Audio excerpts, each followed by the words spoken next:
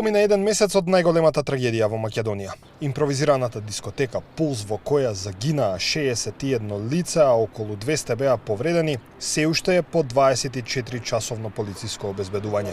Објектот и денеска е ограден со полициски ленти, а влезот внатре не е дозволен. На задната страна на објектот се гледа дека дел од конструкцијата е пропадната внатре. За сега непознати се причините зошто пропаднал дел од таванот. Кочани е мртов град. Ова беше најчестата и најгласната порака по пожарот во Пулс. Денес Кочани се уште ја преживува трагедијата. Кочанчани велат, нема да ги заборават жртвите, но животот мора да продолжи понатаму. Како е денеска да се живее во Кочани? Па како да се живее? Живее се, што да се прави? Тоа е било, што е било и толку. Тешко на родителите, на фамилијата.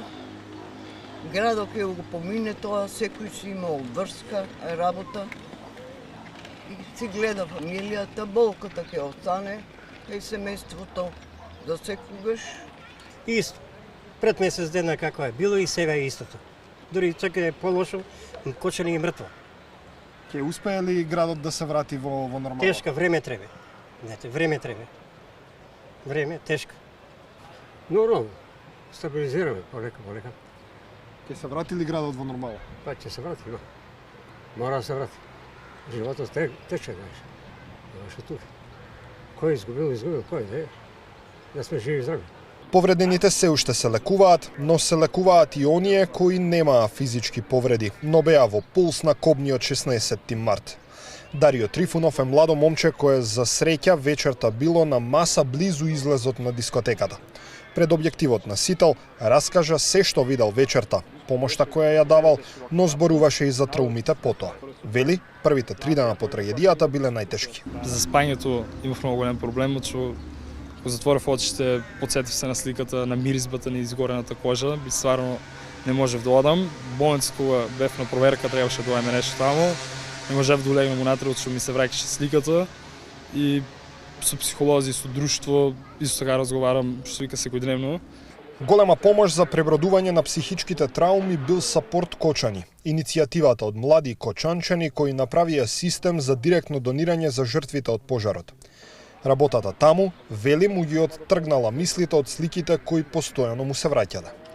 Дарио вели, Кочани се уште не може да излезе од црнилото кое го зафати градот. Осеќа се дека тоа се десило, уште се памне, вечерина градот е празен, кафичите не се полни како што беа и на училиште друга е атмосферата, никој нема мотивација и за учење и за седење таму на настава, ама ни помага тоа што сме сите заедно, разговор, за фраканција кажеме, насмееме се во тај момент и на момент како да забравиме на тоа и подобро е. Поречи си еден месец, Кочани доби градоначалник, но само вршител на должност до одржување на локалните избори на есен. Венко Крстевски ја презеде функцијата, а денеска ја одржа и првата пресконференција. Изборот на ВД градоначалник беше клучно за општината да може да функционира нормално, бидејќи постоеше опасност вработените во институциите под капа на општината да останат без плата.